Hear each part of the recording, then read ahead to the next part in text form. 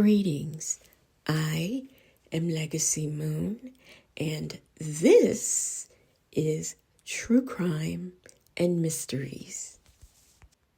Welcome back to all of my current subscribers, and welcome to all of my visitors and returning guests. I want to talk briefly about a video I did on Friday, and it's entitled Nesto Williams' Case and the Infamous Prayer Warrior. Now, someone saw my video and they had a few things to say to me. And when someone decides to leave me a dissertation, I think I should spotlight it and correct them in the areas that they were wrong in their paper, right? Because, when you hand in your dissertation, that's what the professor does. That's what the professor does. So we're going to play college, and I'm going to be the professor, and you're going to be the student, because I'm going to learn you a few things. So here is what, and I also would like to say, in that same video, I posted 2 comments that I got out of the Prayer Warriors live because, I thought it was important to my commentary. However, I colored over the person's name so that you couldn't see it. I also, put emojis on it as well. So, you couldn't tell what it was because, why expose somebody? I just wanted to make a point. Well, she decides to jump in my comments and write this dissertation. So here we go. And I'm going to let you know who has all these feelings from that video and who wrote this comment. So Love and Devotion 1993 says she released 3 calls out of 1,000.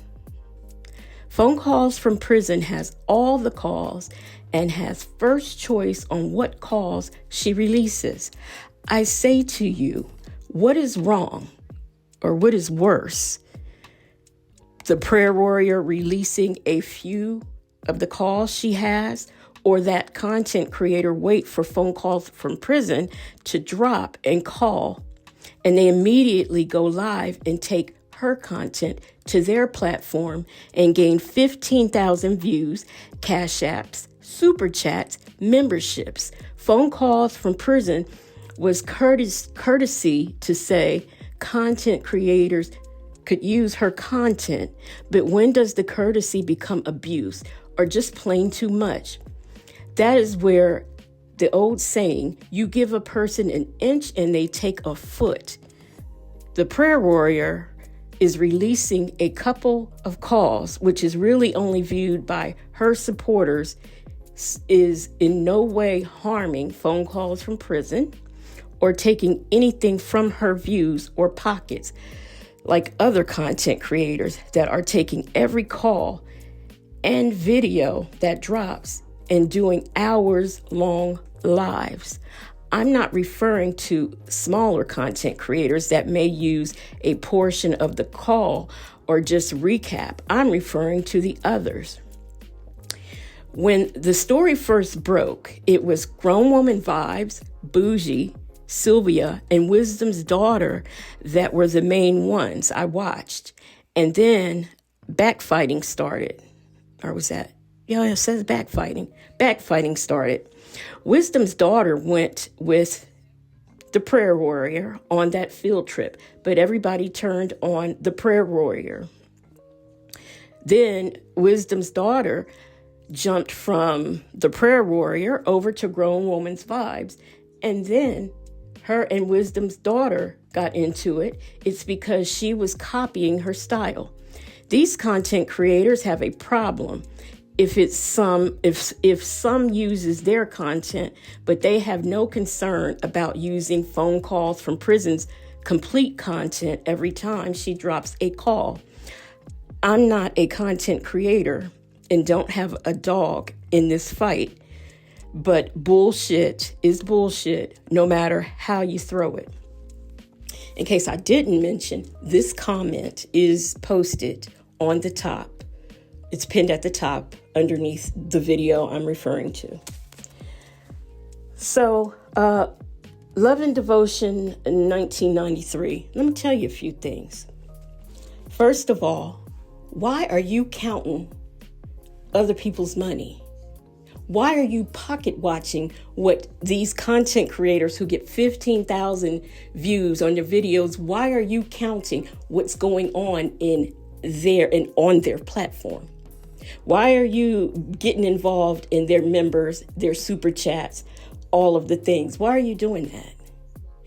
If someone is enjoying the content and they want to leave a tip, if they want to support the platform by becoming a member, why is that your business? You love the Prayer Warrior so much. Why don't you stick to what's going on over there? I mean, I don't know if you watch, how often you may watch Bougie or Grown Woman Vibes. But what I'm saying to you is, as a matter of fact, let me take that back. You must watch a lot because you seem to know what's going on in your chats. It is none of your business what goes on. It is none of your business how much content that they use.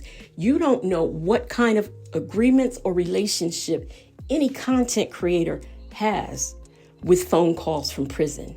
You don't know what permissions or authorizations or anything she's given these content creators. And let me remind you, the Prayer Warrior, which, by the way, everybody, those are my words, not hers. Prayer Warrior. She used the content creator's name, but I'm not going to.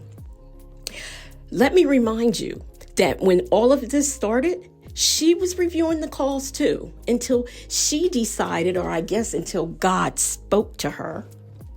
Let me add allegedly, because we don't know who said what to her.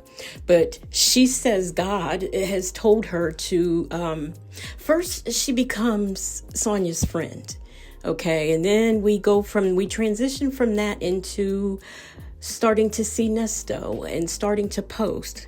Now let's talk about that for a minute. And people are not understanding the issue with the infamous Prayer Warrior is not any of those things. She first started losing subscribers when she decided to have Sonia on her platform to talk about, well, supposedly to do an interview, but it was more like Dumb and Dumber communicating with each other.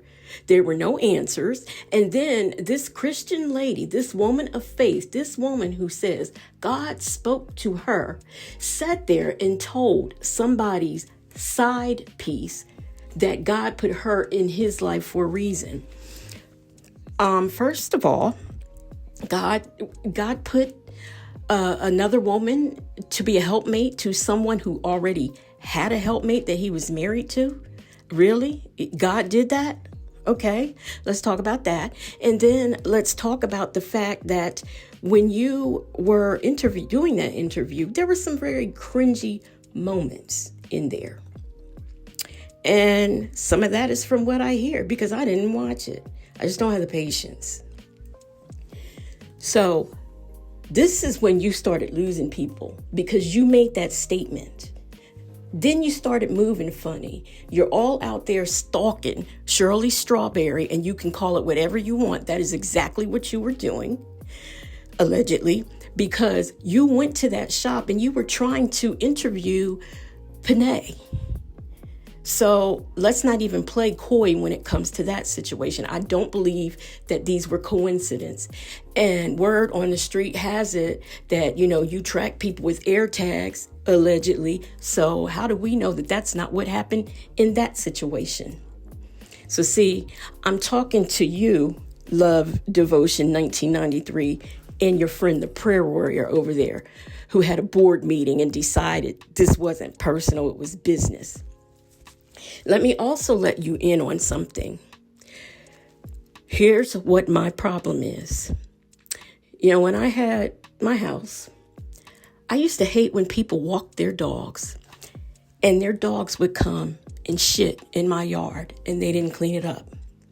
Let me tell you what's going on here. The infamous Prayer Warrior has shit in phone calls from prison's yard, and she's left a mess.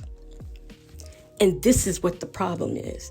What people don't understand, as I said before, you don't know what type of deals, what type of rapport, what type of conversations, what type of relationships was going on between content creator and content creator. So before you start complaining about people complaining because she has literally taken a shit in Shay's yard and not cleaned it up, know the history and the facts of the situation. Because I do happen to know that that person's also known for lying. I know I'm going all over the place because I'm starting to get heated. Because I just want you and all the other looky-loos to know nobody, even though people felt it was stalkerish, nobody turned on that lady because she took a field trip. Nobody. That is not what has happened. She went over there. She's done shit in phone calls from prison's yard. She has also shit on her cohorts that were working together in this thing. But here again, another situation. If you don't know about it, don't talk about it. But that is what she did. She's going around and she's shitting everywhere and leaving it. That's what's going on here. And I will have you to know, a lot of people, me not being one of them, a lot of people, content creators, in fact, the few I mentioned in this video, they were the first people to want to offer up to help bail her out. Dennis, the one that she's always complaining about, I think he made a few calls and that's how she got out when she did. Now, I'm not going to swear to that. I don't know. But that's what I hear. So here again, this lady is going all over YouTube, shitting in people's yards and leaving a mess. And that is what you do not understand. So before you go counting up phone calls from prisons, coins, grown woman vibe coins, real talk bougie coins, know what you're talking about.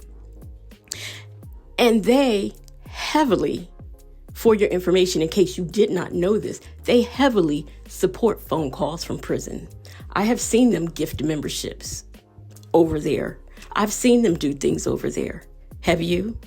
Do you even know, or are you just listening to your prayer warrior friend?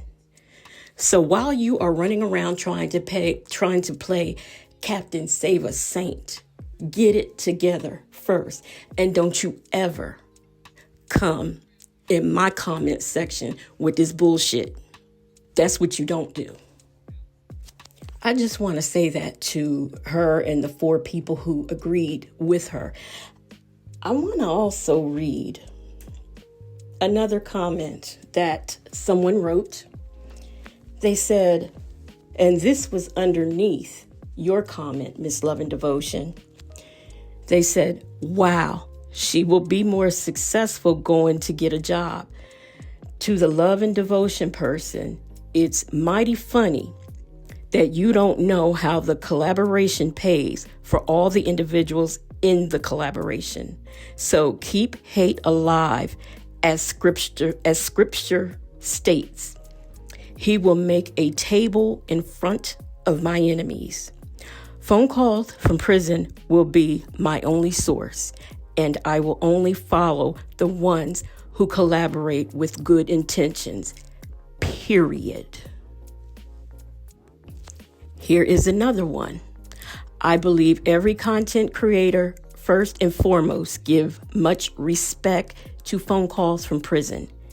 And everyone supports her either as a member of her YouTube channel, through Patreon, Cash Apps, Super Chats, etc.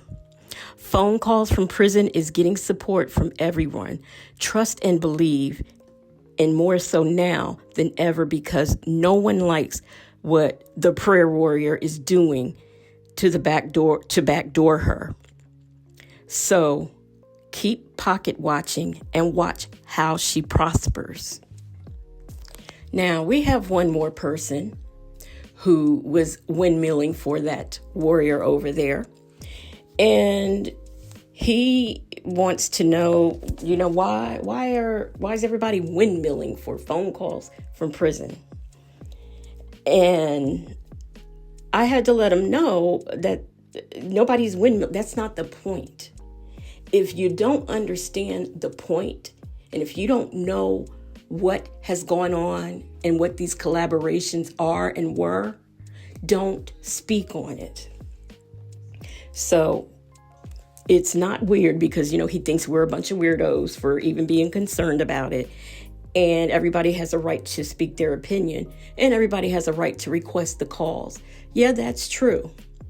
But here again, you don't shit in people's yards and leave it there. And I, in a nice way, tried to explain that to him. So, he further goes on not understanding, how I would have any type of, relationship or collaboration with phone calls from prison, because Nesto is the only Black person on her channel and she prefers YouTube killers. I don't even know what a YouTube killer is. And everyone can request the calls, he says again, and y'all fighting for who's got the right to publish the information. That, again, we're back to not being the point. And I like true crime. I don't care if the person is Black or white. If it's a true crime story, I'm interested in it, especially the people that Phone Calls from Prison has on her channel. So these two disgruntled people, because these are the only people, those two, the Miss Love and Devotion and this other person who I won't name. And like I said, the other comments that I read that were positive, I got a lot of that. Got a lot of, we support Phone Calls from Prison over here, got a lot of it. Let us review what we've learned. We have Love and Devotion 1993, who is obviously a subscriber and supporter of the infamous prayer warrior. She seems to be concerned about how much money people are making off of phone calls from prison. That seems to be bothering her, that people get Cash Apps, Super Chats, memberships, Patreons, all of these things. Seems to be, it's got to be in her bonnet. So, nobody's being fair. I've explained that unless you know what the collaboration was, don't speak on it. I've also said that the person you support is not always very honest. So I don't know what you're being told, but you obviously don't know everything. So until you have conversations with the content creators, to Miss Phone Calls from Prison over there, you really shouldn't jump in people's comment sections making the comments that you made in mine. And as a PS, one of the things that weighed in between, God speaking to her and her conscience, she wanted to take a different, what did she say? She wanted to take a different, I can't think of what I'm trying to say, but she wanted to go a different route. And she's going that different route. And I would just like to say, who is exploiting Ernesto Williams? Is it the people who create content based on phone calls that is available to the public? Or is it the person who goes to see him under the ruse of we're praying together and studying the Bible, and then after they're done, go and fill out their FOIA so that they can get their video and come back and show it? There's the exploitation. Who's exploiting who?